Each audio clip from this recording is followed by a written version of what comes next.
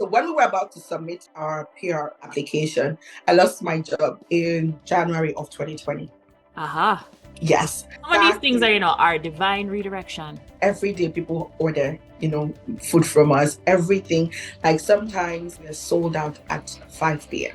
So what was your immigration journey like then? So it's because you studied for how many years? I originally came in as a student to St. Thomas University. None of us, Nigeria or Ghana, owns jollof. Jollof is originally from... Welcome to Our Immigration Stories as told by Canadian Immigrants Restaurants Week edition. If you like what we're doing here, the simplest way to support is to like, share, and subscribe. All across Canada, Black-owned Canadian restaurants, food trucks, pop-ups, and caterers are participating in the week-long National Restaurant Week by ByBlacks.com. It's an opportunity to showcase Black excellence, immigrant excellence, and amazing food. So we're going to go across New Brunswick, Nova Scotia, and right here in Toronto to get the stories of these Canadian immigrant entrepreneur restaurant owners. Today we're in New Brunswick. Ideally, we would be there in person. However, we thank God for the internet and Zoom and all these wonderful things because we are here virtually with the restaurant owner of Chops Haven, Ajoke, or AJ, right? And we're going to hear her immigrant story. We're going to hear her immigrant entrepreneur story and all about her restaurant there in St. John's, New Brunswick. Welcome to the show. Thank you very much, Christina. We're in St. John. St. John. No S at the end. The one with the S is in Newfoundland and Labrador. Exactly. Oh, okay. Very creative them. You're like, you know what? We're going to name this one the same thing, but we're just going to add an S. They copied us. Okay. Shame. All right. Well, thank you so much. St. John, New Brunswick, which is over there in Atlantic Canada. Last year, I came to Nova Scotia. I wanted to come to New Brunswick next. So we're working on that. But first, welcome and thank you for being here. Tell me a little bit about, where you started. Like you're from Nigeria. That is correct. And your restaurant is all about showcasing Nigerian cuisine. I can't say that I've eaten Nigerian food before, like knowing. Oh, okay. Right? So you're going to have to teach me a little bit about it, right? Okay. But tell me a little bit about your journey. You've been in Canada for however long. How did that start for you, Canada? I've been in Canada for 10 years. This year is going to make it 11 years since I arrived Canada. I first came to Canada with the idea of schooling and then going back. That was the original plan. Okay. That was the original plan, to come to Canada, school, and then go back home. However, things kind of change, plans always change. And like we all know, sometimes we move here for better opportunities. And the idea or the thought of going back home didn't seem pleasant after education and all of that. So I stayed back to work. And with the intention, I'll go back. I'll go back. But no, I ended up staying in Canada. Anyways, while I was a student, because I enjoy cooking and I enjoy hosting friends, right? Okay. Hosting people and just cook for them to eat. You want to move in? Please, we have a spare room. So I absolutely enjoy doing that. So, and then when I moved here, I made friends, and one of my, I don't want to call it love language. Well, yeah, one of my love language for my friends and everyone is, feeding them. Just eat, feeding. That's all.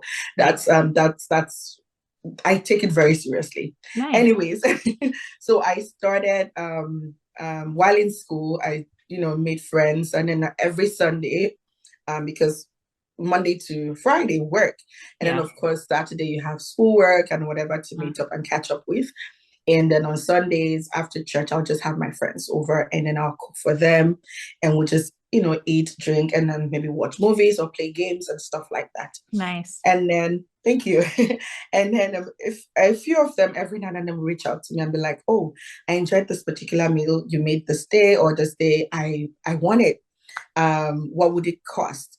Which do you Okay. prefer? Do you want me to give you the money to buy the ingredients, or I have the ingredients? Do you want me to give them to you? And I'm like, that's fine. Anyone works for me. If you want to Nice. give me the money, if you wanna, that's fine by me. Mm-hmm. And a few of them were like, this is really good. Like, it's been a while we've had something like this, Mm-hmm. and with work, with school, we're busy. No one has time for this, and they're like, Yeah. you can actually do something with this. Mm-hmm. And I remember back in 2016, one of my friends, Reese, she's from Trinidad, and she was from Trinidad. Well, she's Trinidad anyways. So one of the things she used to tell me was, "Oh, I enjoy your food. I like some of those Nigerian meals. Would you make it for me and stuff like that?" And she encouraged me to like, "Oh, you can take this seriously and Mm-hmm. stuff like that." And I was still not sure because when I first came here, the Nigerian population and African population in general was very small. Like Right. very, I we wonder. literally, we literally knew ourselves back then. Like, yeah, you could like if someone moved and you don't see, you're like, oh, this person is no longer here. Yeah. That's how small we were, and Ah. we knew each other. Like every one of us knew each other. And then fast forward to 2018, Yes. I started trying to portion and price quantities and meals to know what it would be. And most of the people who were coming to me, like I said, they were working class and students who did not have time for themselves, or Mm-hmm.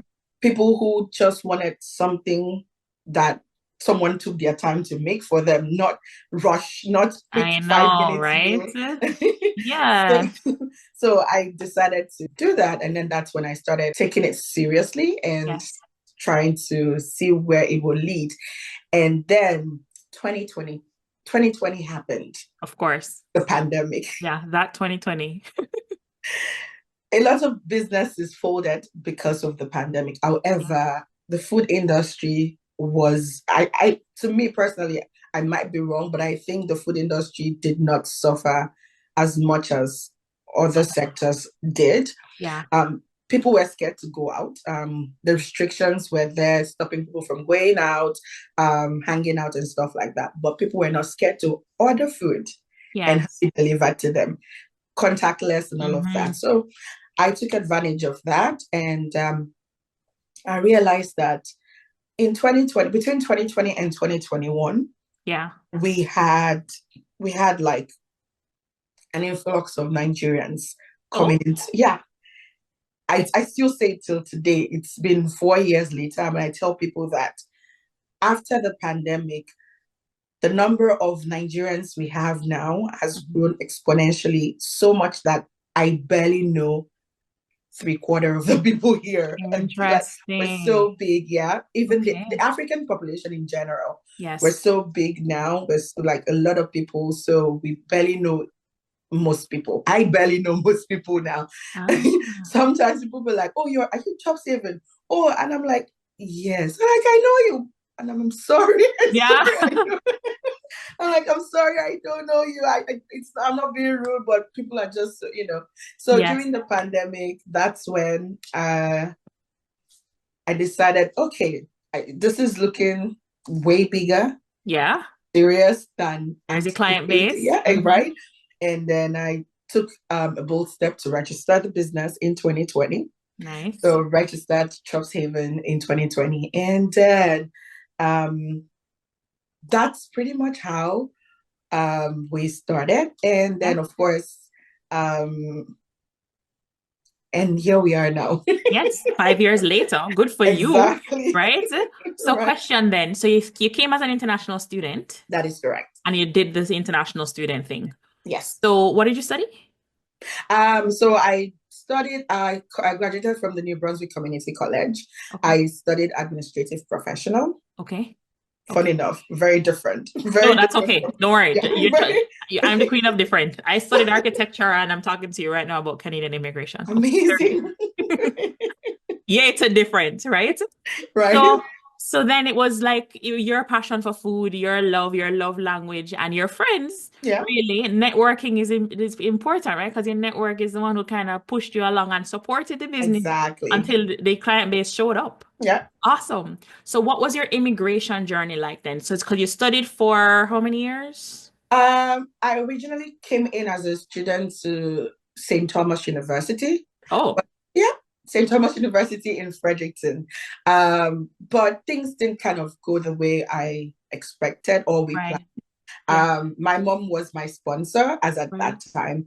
And then the 2015 recession, it hit Nigeria so bad, like the economy was Oh, impacted. My mom's business was impacted, so she couldn't further my education anymore. So I had okay. to drop out from the university to Hmm. attend college, and I worked and paid my tuition Good for instead. you. Okay. Thank Good you. for you. Thank you. So that's how. So I spent a little over a year in St. Thomas University, Okay. and then I switched to New Brunswick Community College Okay. to complete my education. Okay, nice. And then Express Entry showed up. Because you and I, Uh, so you and I were in the same, you came in 2014. I came in 2014. Yeah.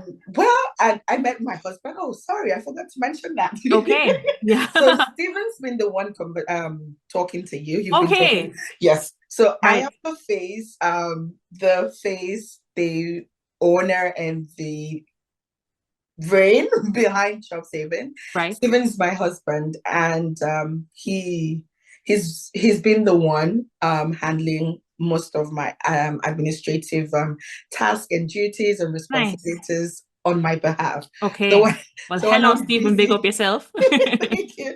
So whenever I'm too busy, well, I am always busy. Mondays are the only days I don't do anything. Right. So while I'm busy, cooking with my staff and all of that, Stephen is the one handling some of the administrative tasks and keeping responding to my emails and trying to make sure I'm not missing out on anything and taking care of Nice. that for me. Yes. Awesome. Awesome. Well, good, So good job. yeah, Yes. and then Express Entry came, and then yeah, so I met Stephen in 2017, Yeah. and then 2019 we got married, and then we applied for a permanent residency in 2020, Okay. February of 2020, and then in October we got our PRs, both of us, and Okay. then yeah, we got our PR, and then funny enough, he came as a student too, so we both Okay. we both met each other as students, so no one's Right. gonna say anything or otherwise. Right. Anyways, so and then in 2023 we applied for Canadian citizenship, so we're both citizens now. Good for you. Yeah. Thank you. Nice. Nice. Okay. So who was the lead candidate? Because you both have a PR. Stephen. Stephen was the lead Okay. candidate, yeah. Okay. Okay. Okay. Because as at that time I was out of job. Yeah. So when we were about to submit when we're about to submit our PR application, I lost my job in January of 2020. Aha. Yes. So Uh-huh. And that propelled even the restaurant owning and all. Some of these things exactly. are divine redirection. Okay. Exactly. Mm-hmm. Exactly. So Mm-hmm. so I lost my job in 2020, and he's still working for the same organization. He works with Bell Canada. Nice. He's a senior architecture yeah, senior architecture. Well, they know what they do there. So he was the primary applicant, and I was just secondary applicant under him. Cool. Okay. See that? Match made in heaven. It worked out. I like when there's like Exactly. two and just make it work together. Yay. Right. Nice. And then I mean, so like you said, the community grew over time in terms of Nigerian population. Right. So now that they have a bigger clientele and stuff like that, how has the community responded to restaurants and the culture and the food that you are bringing to St. John? Funny part is when before I started, because I still have very good friends who still, always encourage me to do what I'm doing, to keep doing what I'm doing. Right. Thank you. Before I started, or before I decided to, okay, you know what, let's get a space for Chop Saving. Because all along, all of this was Catering. happening right from my home. Right. Right. So and then I said to one of my friends, I said, to her, I said, most Nigerians know how to cook. Mm-hmm. we know because we take food seriously. Like most Nigerians know how to cook. And I said to her, I'm not sure. I don't know how this is gonna look like. I don't know if people will end up buying food. I don't want to go in blindly and all of that. And she said to me, you don't know what you're going to be doing for us. Just start. You're going to see it. You're going to see that people will still buy. And she said to me, you make good food. That's the number one thing you should have at the back of your mind. It's one thing to open a restaurant, and then the other thing to churn out food, and then another thing is the quality of the food. How good is the food? And I said, okay, fingers crossed. Let's see how it goes. And then in December 2024, we got a space, and then we decided to see how it goes.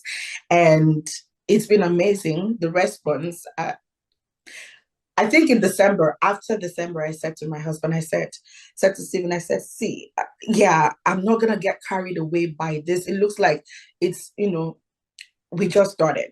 The wave of, oh, it's a new restaurant. It's going to come and go. And I don't know how it's going to look like and feel. And then fast forward to now, it's like the same response, if not better than what we got in December. We're still riding on that wave. And it's been amazing because every day people order, food from us, everything. Like sometimes, typically we're open from 12 to 8 p.m. Okay. But sometimes there are days we are done or we are sold out at 5 p.m. or 6 p.m. Right? And some days, some meals finish or in an hour, within an hour we are prepped, but like everything is all gone. Yeah. And I'm like, okay. That's good. That's a good problem to have. Right? So the response and feedback from Nigerians have been amazing. Yeah. Like if we're closed, my phone buzzes nonstop. You're not open today. Why? Do you want us to die? Do you want us to pass out of food?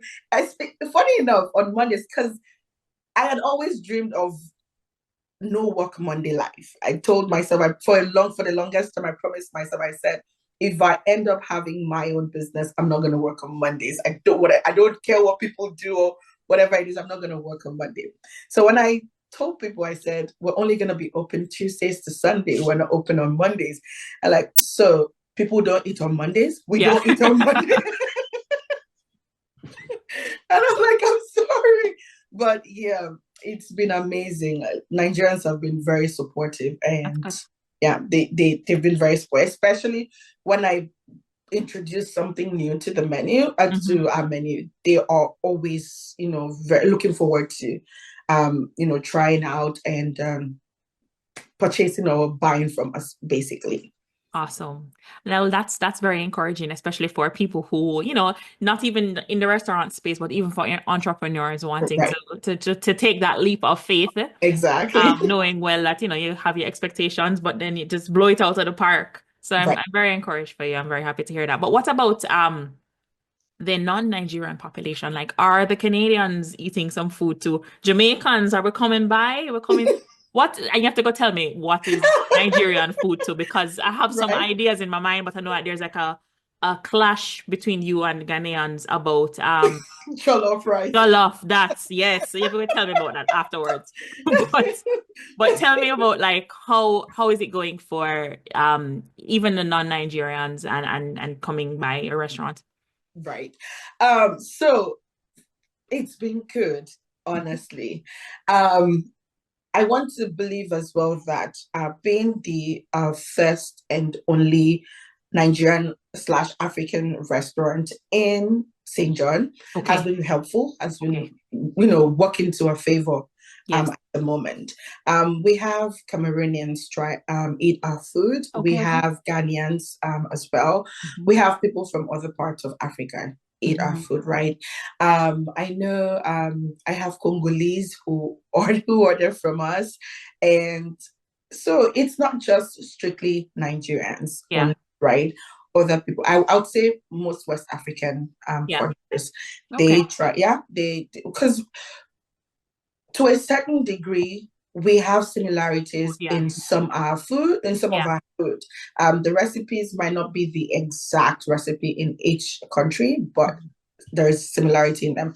For instance, the Nigerian, the jollof, the, the jollof. Honestly, I don't know if which is better.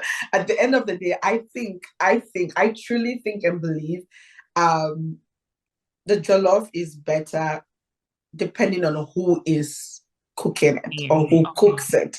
Okay. It doesn't matter if it's Ghanaian recipe or Nigerian recipe. At the end of the day, it comes down to how well the individual cooking it. Yes. You know, That's a very diplomatic response. Exactly. Good for you. Because I have Ghanaian friends, right? And I've eaten their Ghanaian jollof, and it's amazing. Yeah. And they've eaten mine, and they compliment it's amazing. So we never have that issue. But when it comes to the general public, the general public, exactly. Even I know about it, right? Exactly. And the funny part is, none of us, Nigeria or Ghana, owns jollof. Jollof is originally from Sierra Leone. Oh. Yes. You guys got to stop fighting over it then. Oh, sorry, one sec. Sierra Leone, not Gambia. One of them, but not Nigeria, not Ghana. Originally Nigeria. No, not originally Nigerian. So okay. So that's it. Okay. Well, for the people who are watching, right? Who has the nicer jollof? Or just kidding. Exactly. I'm just kidding. I'm not starting nothing here. I'm not starting anything. No. Right? Just show some love in the comment section. Hit the like button. Don't start an argument. No. Okay, so then now that, like you said, you're the only one that is in St. John right now. So what does it mean to you to be able to bring your cuisine to that space and of course serve the people around you? Like, how important is that to you? Number one, I think it's a dream come true. Nice. In the sense that long before because I schooled in Nigeria. I graduated as an accountant in the University of Calabar in Nigeria. Long before that, I had always said to myself that I wanted to own my own business. My mom is a business owner. Yeah, I heard that. Right. So it kind of like, and before leaving Nigeria, I typically used to help her out, handle her bookkeeping and stuff like that. So seeing, the intricacies, the background work and everything that has, that comes with owning a business, being able to do things at your own pace, be accountable to yourself, and have responsibilities that you need to sort out without anyone hounding you or anything like that. I've always wanted to own my own business. So number one, it's a dream come true, and it's fulfilling that I get to do something that I love. And like I also said, secondly, it's like a food language.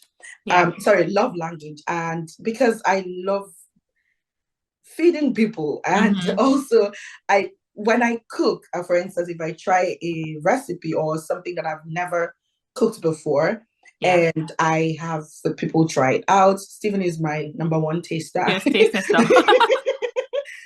And I have people try it out. I get feedback from them on how to do better, what next I need to do. And so it's the fun in learning and growing, doing something very different is also what I look forward to. And also the joy that I see on people's faces. It sounds silly or funny, but the joy I see in people's faces. Like 2 weeks ago, I met because I'm a very devout Christian, and because of business, it's been a while I've been to church.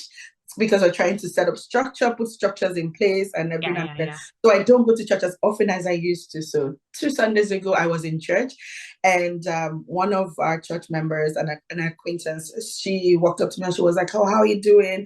How is business? How is everything going?" And I'm like, "Oh, everything is going well. We're pushing it." And she's like, "Thank you so much. You don't know what you're doing for us. You don't." And I'm like, "Please." She said, "No, I'm serious." And then she said, "We're proud of you." So it felt good at the moment that yes, it is a business for profit and whatever, but at the same time, I get to meet people's needs at that that time. I have some pregnant acquaintances who are like, oh, I don't want to eat anything else. I just want your jollof rice. I just want Chops Haven's jollof rice. I Nice. just want Chops Haven's this and that. So it's fulfilling at the same time. It's a dream come true. Yeah. And as well as, it's unique because at the moment, like I said, I am the only Nigerian restaurant here at the moment and West African restaurant at the same time too. Nice. Depending when, we have others who are able to, take the opportunity or grab the opportunity to do something similar in the city. Nice. Awesome.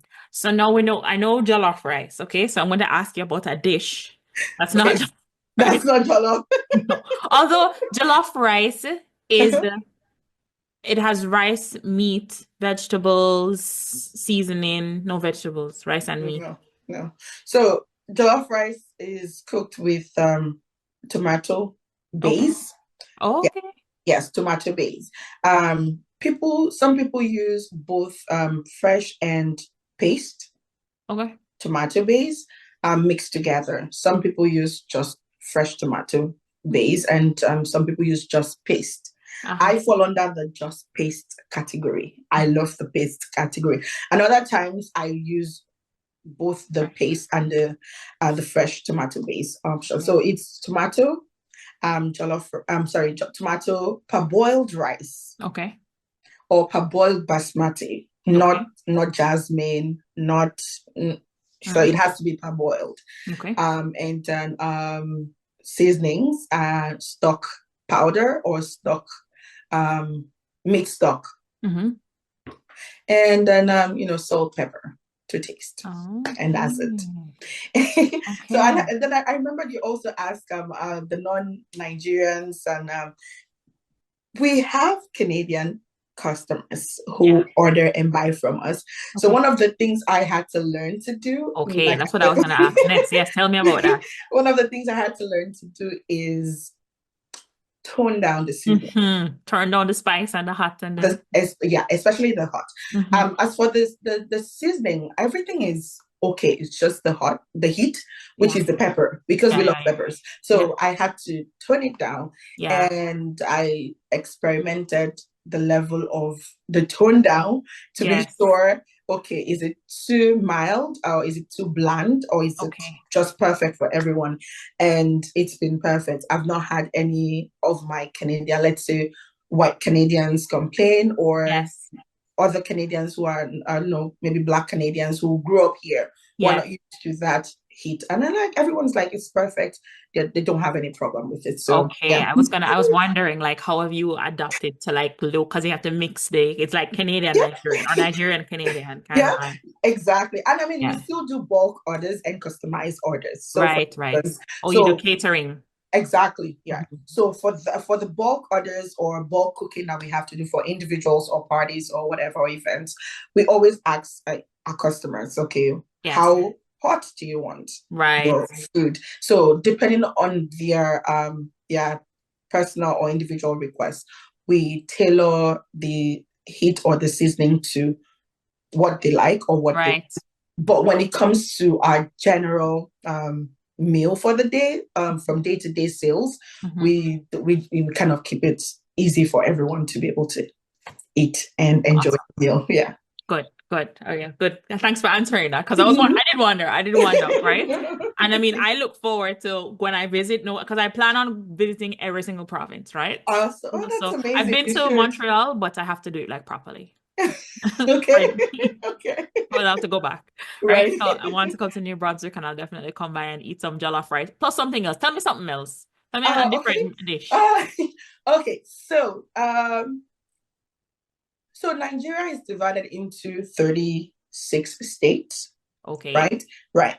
And there are 3 major tribes: the Igbos, Yorubas, and Hausas. I'm from the Yoruba tribe. Okay. One of the 3 major tribes. However, there are other minor tribes. Yes. My mother is from one of the minor tribes. Okay. And I wasn't raised in the West, which is also, the part of the West, the Yoruba tribe. That's where a lot of the Yorubas are, the western part of Nigeria. Right. I was born and raised in the south Okay. of Nigeria. And growing up in the south and with my mom being from the south as well, Mm-hmm. I grew up with meals completely different, opposite from what the Westerners eat, Aha. right? And most of the Western dishes I sell in Chopshaven, Mm-hmm. they're all self-taught, Aha. right? Okay. And luckily for me, maybe because of my knack for good food, Yes. I make them very It well and works out. good, so they come out good. So one of the soups I grew up eating is called afang. It is spelled Afang. Okay. So it's one of the delicacies for the south. Um, my mom loved it so much that we ended up as children loving it. She still loves it till date. So as children, because I have three siblings, three boys and brothers, sorry, three brothers, and we grew up eating that. So what my mom used to do was once a week. So every Saturday she cooks one special meal, Mm-hmm. right? From Monday to Friday or Sunday to Friday, we can eat or cook anything we want to. But on Saturdays, she made it a tradition to cook one special delicacy every Saturday. Okay. But most times, because of how much she loved the soup, she used to cook that. And now that's something you get to eat from like the south or the southeast or the south part of Nigerians. We eat that. And then I realized that a lot of Westerners, like the western part where I'm from, Mm-hmm. we have this program called National Youth Service Corps in Okay. Nigeria, Mm-hmm. where we get people from the different part of Nigeria to serve in different parts. So Okay. if you're from the West and you grew up in the West, you're going to be sent to maybe the South or the East to serve. Oh. So a lot of them come to the South or the East and then they try this food and they're like, oh my goodness, completely different from what I grew up eating Oh. So most times I come across customers who'll be like, oh, I served in Calabar, which is where I grew up. Mm-hmm. And they'll be like, oh, I served in Calabar and I got to taste this food. It's been a long time. And they'll be like, Mm-hmm. oh, I love that I get to come and eat it. Or I Mm-hmm. love that there's so very different, completely different from what most Nigerians or what like the Westerners know or eat. Ah, So that's where I kind of tapped into nice. cooking what people don't readily have in their households. Yes. And it's been a game changer. A winner. Okay, Yes. nice, nice. And I can imagine how it is for them to one, experience things that they cook in their house, but also things that are available in other parts of the country. That Right. 'cause sometimes you just want something nice, but something nice to us is different from what's traditionally here in Canadian restaurants, for example. Right. Exactly. We just want some of a taste of home, you know? Exactly. And Right. and you're giving people that. That's amazing. That Thank is you. amazing. And you have a spin on it because you're making your own, spin on things. So good for you. Good Exactly. for you. Secret Thank you. recipes. Yes. Thank you. So I've been asking this question. I have this mini series going on right now. I've been asking this question. What's one thing you wish you knew before coming to Canada? So I want to ask you that question, but I also want to ask you as a Canadian immigrant, but also as a Canadian immigrant business owner. So what's one thing you wish you knew before coming to Canada? What's one thing you wish you knew before becoming an entrepreneur in Canada? In all honesty, Mm-hmm. one thing I wish I knew before coming Yes. is the Canadian credit system. Oh, Did not know. Nigeria, I probably might be the same for you in Jamaica, right? In Nigeria, we pay for everything in cash. mm-hmm. We do everything in cash. No one has a credit or no one's doing any pay over time, whatever situation with you.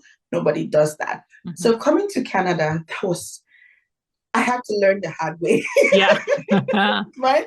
Yeah. I had to learn the hard way, but that's something I did not know. Mm-hmm. One. And then as an immigrant business entrepreneur, Mm-hmm.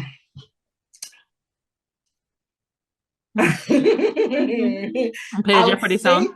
I would say what I did not know was the I mean, the sky is big enough for everyone, but to a certain extent, as a Black business owner or entrepreneur, Okay. not the same opportunities are not readily available for you Okay. the way it is for every other Canadian, right?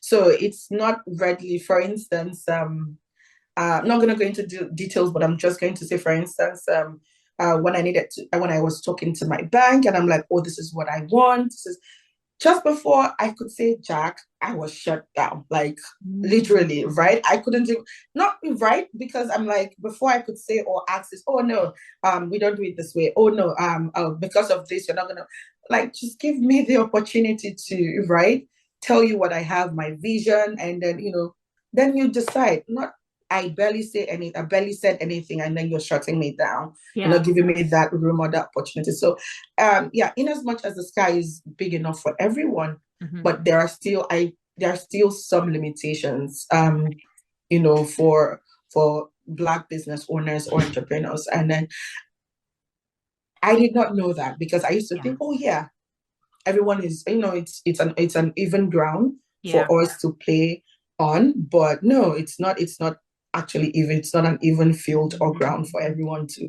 Some people have it smoother, other people have rocks that they have to walk, climb and stuff like that. So that's, I had to learn that once I started doing this. Yeah. And then to pull that into now, even Restaurant Week is all about eating Black food intentionally. And I think that, I'm guilty of coming here and just eating whatever is around, right? I don't go away. I don't eat Jamaican food a lot here. Maybe I could cook it, my mother-in-law can cook it, different things. But I think that even knowing that, amongst ourselves, there are limitations that we face, whether we like it or not. It is real. The elephant is in the room, call it out. Right. And the best thing that we can do for each other is to support each other. Eat Black food, eat Black food intentionally. Go out and support restaurants, right? Restaurant Week is coming up. It's going to be May the 12th to the 18th. Right. Hopefully I got those dates right. Hold on. I think you did. I think so, right? So, but I know for storage starts on the May 12th and it lasts for 7 days, right? So, it's all about Black, intentionally eating Black food, intentionally supporting Black excellence, Canadian immigrants, all of these wonderful things, enjoying our cuisine, because we are all from the motherland. Exactly. Right? So your jollof is my jollof. Even exactly. I don't know if I eat it. I can't tell you that this is jollof, but I will figure it out. Right. So like supporting other cuisine different from your home country. Exactly. I'm excited about trying Nigerian food, different cuisine, because we together as a community are so many of us. We can be strong together. We can be powerful together. We can support each other and be each other's customers and client base and people in the bank and people to give each other opportunities. Exactly. True. To eat Black, support Black, go out. So go out to Chops Haven. If you're watching this, you're in New Brunswick. I can call some names. I don't want to mess up people's name. Michael for sure. Michael Gray. Right. Rice is Filipino, but I'm hoping that we can send her to eat some Nigerian food, right? And anybody who is over there in New Brunswick, please go out, support Restaurant Week, support Chops Haven, eat some lunch from there. What's going to be on the menu? Are you having like a special menu for Restaurant Week, or is it? We might. I know I did submit that we're going to have jollof rice. Definitely gonna have jollof rice. Have to have jollof rice for the Nigerians and the Ghanaians, right? And we're going to have Nigerian fried rice. Completely different from what Asians, right? Very different. And we're going to have small chops. I don't know have you heard of small chops before? So we call it small chops. So it's a combination of spring rolls, samosa, puff puffs. Have you heard of puff puff before? No. they're like chewy dough. Looks similar to Timbits, but not exactly as Timbits. A lot. It's more stretchy. Yeah. It's stretchy. Oh, it's the white thing. Yeah. Okay. And then you fry them in dough and stuff like that. Oh, I see. Fry in dip. It's deep fried. Oh, interesting. Yeah. No, I'm gonna have to try that. Get No, you out. would love it. I mean, most people love puff puff, so can Yes. never go wrong with it. So yeah, we're going to have like a platter with samosas, spring rolls, puff puff, and chicken wings. And then we're going to also have zobo drinks, zobo juice. So it's ice hibiscus flower with pineapple Okay. and ginger. So it's a very refreshing drink, especially when it's cold. It's amazing. Nice. Just in time for spring. Hopefully spring has showed up for you guys. It's not Exactly. late Yeah, here, it but has. Today is amazing. The weather outside is nice. beautiful. It's currently 16 degrees, so it's amazing outside today. Perfect. Awesome. Well, please go out and support. Have someone. I love anything that sounds like hibiscus drinks. Just make me feel nice. Like somebody said that, oh, we have tea options. We have hibiscus. I'm like, oh, wow, give me the hibiscus. And then Right? somebody said, can you be less obvious because I'm from Jamaica? I'm like, hibiscus sound very refreshing and fruitful. Right? All right. So, I mean, as a Canadian immigrant, so you play two roles right now, right? You're a Canadian immigrant, you're a Canadian immigrant entrepreneur. Right. Lots of people who watch my content, watch my channel, are going through their immigrant journey. Some of them are interested in business ownership. Right. And like you, like me, who have made a career pivot, right? And Right. pursued passion, so to speak. What's the word of advice that you would probably leave with the immigrants who are on their journey? And then a second word of advice for the immigrant business owners or the future business owners who want to pursue business. Okay. For immigrants, first one for immigrants, I know everyday policies are changing and sometimes it can be very challenging and daunting. I'm not going to sugarcoat it and tell you, oh, don't worry, you got it. No, it can be very stressing, can be very challenging and daunting. I remember when Stephen and I were applying for a permanent residency, and because I was out of job at that time, my work experience wasn't enough, right? And was because he had a full-time job and he had completed he did a master's and then full-time job. Okay. So he was like good, right? And then when we created the account and put in all our documents and everything, our score was still below. Low. So express entry? Exactly. Yes. So under Canadian experience, it was still low. And we were like, what are we gonna do? What do we do any different? Like, right? Yeah. And luckily for me at that time, I'm still doing that right now for my church as a church administrator. Okay. So right. So that came in, and by the time we're like, okay, we looked at the policy then. I'm not speaking about now, but we looked at the policy then, and that counted towards my experience, and we added that in, and the exact number we needed to get us right above the cutoff mark back then, it bumped us right in with that. Yes. So there is always going to be something that you can work with, or you can just make sure you're reading in between the lines. Yeah. And I'm also going to say that everyone's experience is going to be different. Yeah. It's not going to be the same. That one person got it right or got it wrong doesn't mean it's going to be applicable to you. Yeah. If there is one thing I've also learned and realized in Canada, it's not one size fits all situation. Most times situations are handled based on first come, first serve basis. Yeah. It's not, oh yeah, okay, we're going to treat everybody like this or the same way. But all you have to do is just stay positive. That's key. It's not going to be easy, but stay very positive and do your best to stay out of trouble. Yeah. Yes. Honestly, do your best to stay out of trouble. If you're having challenges, especially if you're having challenges, please don't keep quiet until things get out of hand, right? Learn to speak up and ask for help or seek help when necessary. Yes. If there is something that I work with, one of the things I learned from Stephen always says, if you're ashamed to talk about your situation or your problems, because you don't want people to talk about you, you don't want people to point fingers at you, best believe it that another person's problem is going to come up and they're going to move on from your problem. Yeah. So, right? Because if you're, I don't want people talking about me and all of that, someone else's situation or problem will come into the picture and people will move on from your problem. So don't let that be, stop you from seeking or asking for help, because letting people keep quiet until they were way out of status and Yeah. they had to leave the country. Don't keep quiet, ask for help. I know sometimes asking for help, you may not get it right away or the way you want it, but, seek help and speak up. And most importantly, be prayerful. I will say that too, be prayerful. And then for immigrant business owners or entrepreneurs, I will say you have to keep pushing. Yeah. Don't let anything stop you. Like you're going to be faced with different situations. Like early this year, I had an issue, like it wasn't a major issue.